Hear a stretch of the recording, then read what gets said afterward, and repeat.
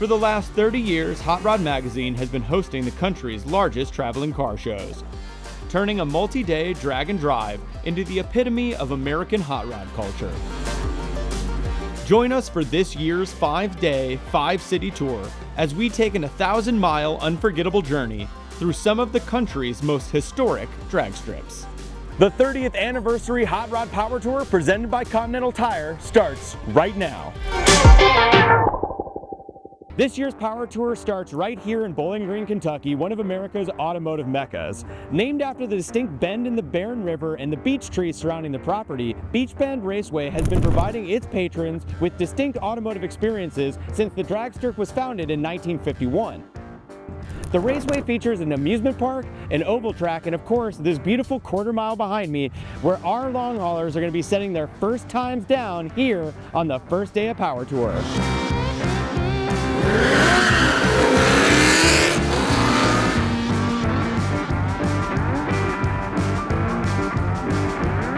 Bowling Green, Kentucky makes the most sense to start the 30th anniversary tour because it's very centrally located and it is an awesome car town. We have over 6,000 cars trying to get in here. We set record numbers in terms of attendance and sellout. So it was a little bit of a line to get in, but once everybody's in, we have drag racing, autocross, and we're gonna have Shred Fest, which is burnout contest and high performance driving and show off and just a lot of fun and mayhem. People keep coming back because it's the experience, right? It's not just the destination, but it's also the drive. And we try and curate awesome routes, take you through some small towns, see parts of America you never get to see.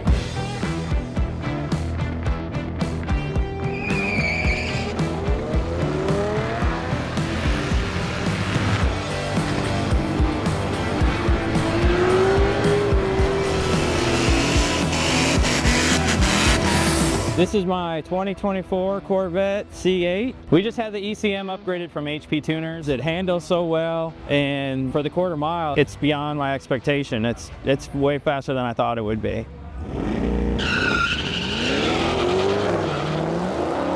First Power Tour, it's awesome. I mean, it's gonna be a blast this week.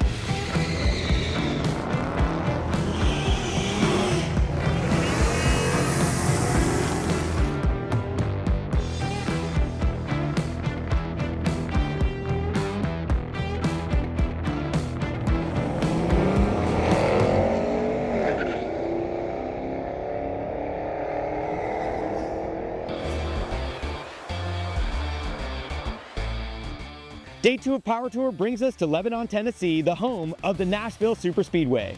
Built in 2001, this 1.3-mile racetrack is the home of IndyCar and a destination on the NASCAR Cup Series hosting the Ally 400. With an additional 1.8-mile road course and plenty of racing history to go around, I can think of no better place in Tennessee for the second stop on the Power Tour.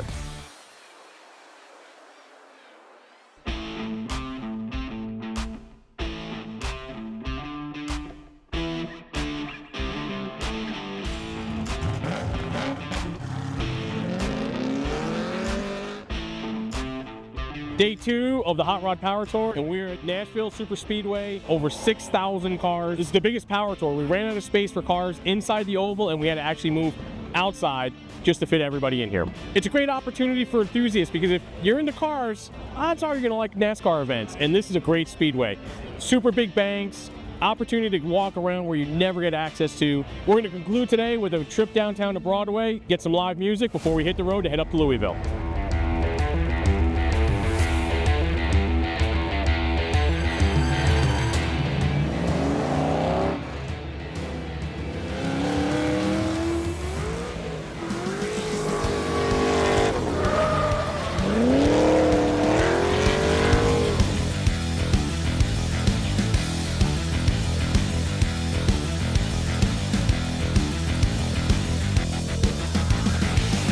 We're working on a 77 C10. Truck rolled on up to the booth. It had been tuned with a vacuum leak. Vacuum leak was pretty significant. They fixed the vacuum leak and the truck wouldn't idle. So they induced the vacuum leak, drove the truck on over to us, fixed everything up, sealed it up. And now we're trying to get the truck to idle and run and drive and do all the things it's supposed to do. That way he can finish out Power Tour and enjoy his vehicle.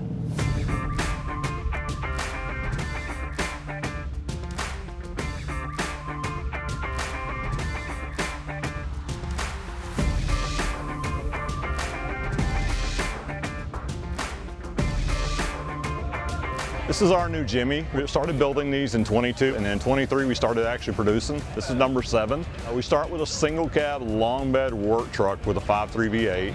We shorten the wheelbase 22 inches, and we use the short bed from the crew cab pickup, the 5.8 bed, and we unibody it to the back of the cab, and we open up the back of the cab, front of the bed, flatten the cab with the floor in the rear, and add seats in the back. So we felt like in order to bring it to market, it had to be a truck base, not a Yukon or a Tahoe base.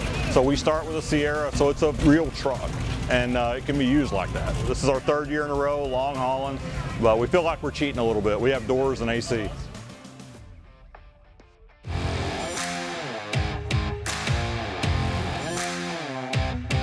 It is day 3 of Power Tour, and we're here in Louisville, Kentucky, where our long haulers are about to turn the parking lot of the L&N Federal Credit Union Stadium here at the University of Louisville into the nation's biggest car show. We got our vendors stacking in, we got our long haulers with over 200 miles under the belt, looking for some time in the sun. Let's check out some cool cars.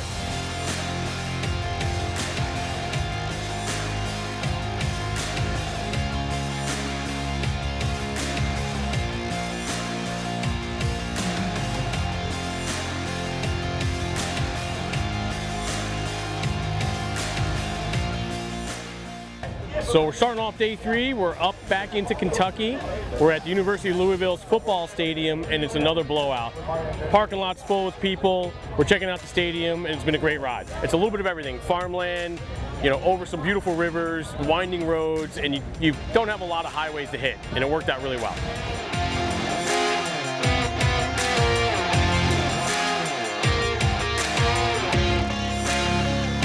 This is a 1991 Daihatsu Mirror disguised as a Volkswagen bus. It's a 72 Volkswagen body, and then I found a K car, the little Daihatsu in Atlanta. Did not run, did not drive, brakes were frozen, but it was a K car for $1,100, so I snatched it up. So all my builds are always low buck, but I try to be creative and reuse things. So the little Daihatsu is actually on coilovers, and it's nice and stiff, so it handles really well with the bus on it. But the bus has 11-inch industrial air cylinders. We can slam it right down to the ground like you see. We can raise it up all the way to 11 inches to pull a wheel off and change a tire. It doesn't look like much, but it's a lot of fun. It's been melting faces all day.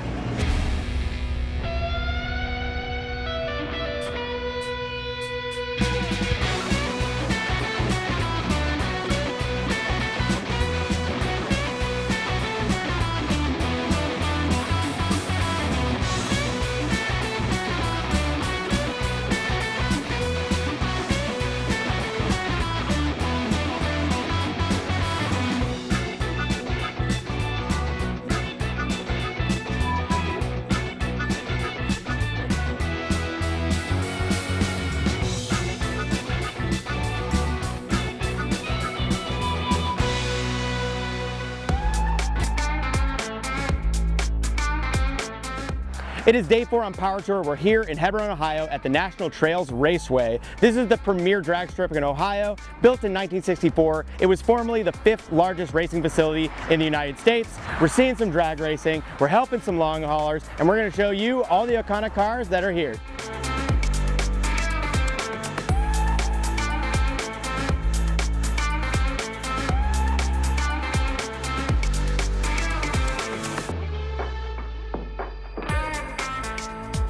Yesterday was a parking lot hanging out at a football stadium. Today we're back to drag racing in one of NHRA's biggest tracks. Drag racing is important because it's very relatable, right? Anybody can get into it no matter how fast your car is. If you run 12s here, it means something to someone in California. If you do a lap on a road course, it's like, well, is that fast? Is it not fast? You know, hot rodding post World War II in the 40s and 50s really took off with drag racing and land speed racing. So it's only natural that, you know, our history for this hobby and sport, you know, come from that era. National Trail Raceway is a long-time drag strip in operation since the 60s, so we figured, hey, let's come down here and have some fun.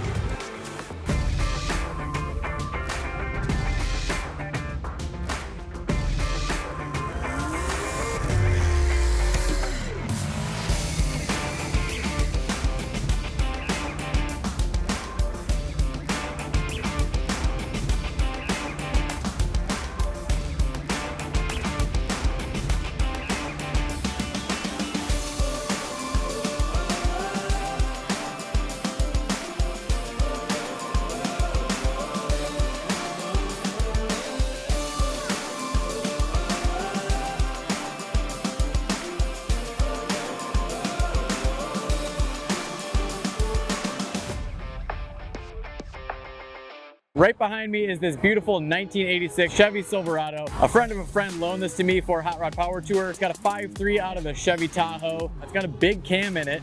When we picked it up, there was a little bit of an issue. It had a check engine light. Once we got on site, we had a technical expert plug into it, figure out what the issue was, and get it sorted, and it's been running beautifully ever since. This truck is super sought after. People love these trucks. It's got a little bit of a patina, but one of the most beautiful paint jobs I've ever seen that's still in good shape. It's set up for autocross, handles very well, super low to the ground, but very comfy for the long drives.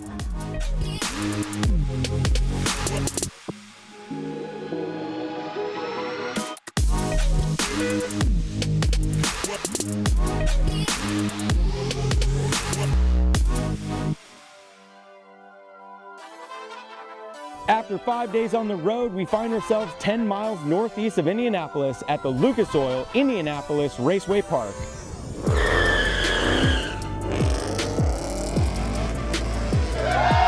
Built in 1960, this racing complex houses a 0.6-mile overcourse, a 2.5-mile historical road course, and a 4,400-foot drag strip where our long haulers have been putting the rubber to the road all afternoon.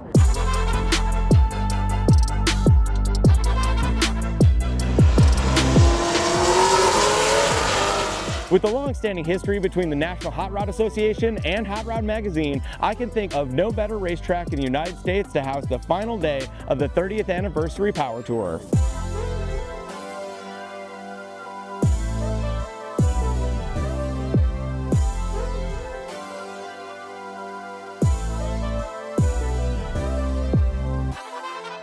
We decided to come here to Indianapolis Raceway Park because NHRA and Hot Rod have a unique history together. Wally Parks, the founder of NHRA, he was actually the first editor on Hot Rod Magazine back in 1949, and he ended up leaving Peterson Publishing to start the NHRA. And for over 70 years, we've had a great partnership and friendship with the NHRA. So to come here, it just felt natural to finish out the 30th tour. We've talked about drag racing being a big part of Power Tour on many of the stops. And to come here to the home of the U.S. Nationals, it's the biggest drag race in the world and perhaps the most prestigious. It just felt natural to finish out here.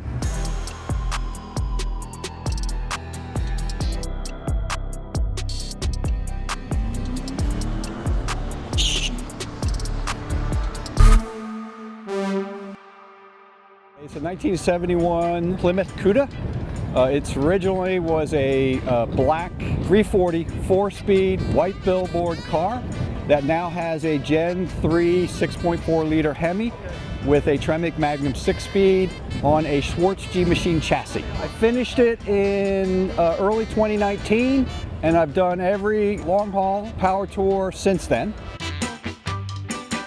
It's a 1965 mail Jeep. It was basically a storage shed at my in-laws' farm, and I told them about 10 years ago, thing's so ugly, it's cool. If you ever want to get rid of it, let me know. They said, hey, we're cleaning the farm up. If you want this thing, you better come get it. It has a twin turbo 4.8 liter stock bottom end, sloppy stage 2 cam, 4L80E with the trans brake. Got this thing running Thursday night. We took it and put it on his dyno, and it made 517 horsepower on 4 pounds of boost. And it's just so ugly, it's cool. It just, I don't know, it's different and unique. The Hot Rod Power Tour is an amazing event. For myself, I just love to drive. I love to wake up early and be on the open road, and to get the opportunity to drive most of the cars on hot rods and be around everyone in the industry is just a lot of fun. The future of Hot Rod Power Tour is just keep doing what it is, giving it great experience, not just the destination, but the road trip. It's all about getting out and driving with your car, enjoying it, and coming together with like-minded people.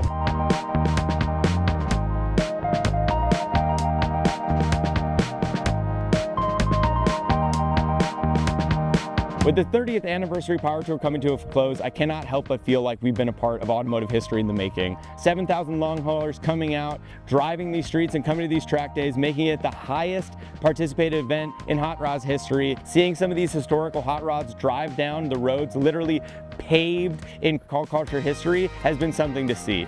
Everywhere that we went, we saw crowds lining the streets just waiting to see some of this classic American muscle, and to watch these 50, 60, 70-year-old vehicles hit these drag strips, go down the quarter mile, and just blaze these trails has been something to see.